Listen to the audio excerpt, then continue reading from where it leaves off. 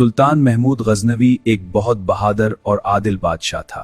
बहादुरी के साथ साथ वो अपनी नेकी, रहम दिली और इंसाफ पसंदी की वजह से भी मशहूर था। उसकी आदत थी कि वो भेस बदलकर रात के वक्त शहर की गलियों और कोचों का चक्कर लगाया करता था, ताकि रियाया के हालात से बाखबर रहे और उनकी तकलीफों का अंदाजा कर सके। एक रात वो इसी तरह शहर का गश्त करते हुए एक सुनसान और वीरान मकाम पर जा पहुंचा। वहां उसने देखा कि 4 आदमी आहिस्ता आहिस्ता आपस में बातें कर रहे हैं। सुल्तान उनके करीब गया और बोला, भाइयों, यहाँ क्या कर रहे हो? उन्होंने बेधड़क जवाब दिया, मियाँ, हम चोर हैं और चोरी के मुतालिक सलाह मशवरा कर रहे हैं। फिर तो तुम मेरे साथी हुए। अगर मुनासिब समझो तो मुझे भी अपने साथ शामिल कर लो।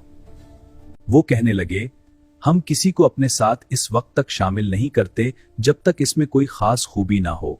पहले अपनी खूबी बयान करो, फिर फैसला करेंगे। सुल्तान ने कहा, खूबी तो मुझ में भी है, लेकिन अगर तुम बुरा ना मानो तो पहले तुम अपनी अपनी खूबियां बयान करो, फिर मैं अपनी खूबी बताऊंगा।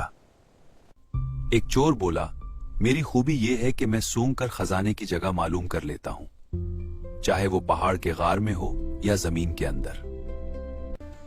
दूसरा बोला, मैं जानवरों की बोली समझता हूं। तीसरा बोला, मैं मजबूत से मजबूत ताला बगैर चाबी के खोल सकता हूं।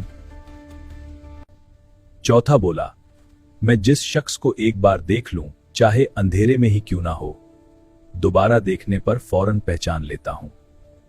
यह सुनकर सुल्तान ने कहा, मेरी खूबी यह है कि अगर कोई मुजरिम फांसी के तख्ते पर भी खड़ा हो और मैं जरा सा सर हिला दूं तो वो फौरन रहा हो सकता है। चारों चोर हैरान भी हुए और खुश भी। कहने लगे, तुम तो हम सबसे बढ़कर निकले, अब हमें किसी बात का डर नहीं। चुनाचे उन्होंने फैसला किया कि आज रात शाही महल में चोरी की जाएगी। रास्ते में एक गली से गुजरते हुए एक कुत्ता भौंका। सुल्तान ने पूछा, ये कुत्ता क्या कह रहा है? जानवरों की बोली समझने वाला चोर बोला, ये कह रहा है कि तुम पांचों में से एक सुल्तान है। भला हम में से कौन सुल्तान हो सकता है? चोर बोला, मालूम नहीं, कुत्ते ने बस इतना ही कहा था। एक चोर ने सूंघकर खजाने की जगह मालूम की, दूसरे ने ताला खोला और उन्होंने अशरफियां और जवाहरात समेट लिए, मगर सुल्तान के कहने पर एक कीमती हीरा संदूक में छोड़ दिया। वो सब जंगल में अपने ठिकाने पर पहुंचे और माल को 5 हिस्सों में तकसीम किया। सुल्तान ने अपना हिस्सा ये कहकर वापस कर दिया कि दोस्तों, तुमसे मिलकर मुझे खुशी हुई है, ये हिस्सा मेरी तरफ से तुम्हारे लिए तोहफा है। वापस जाने से पहले सुल्तान ने चालाकी से उनके नाम और पत्ते मालूम कर लिए।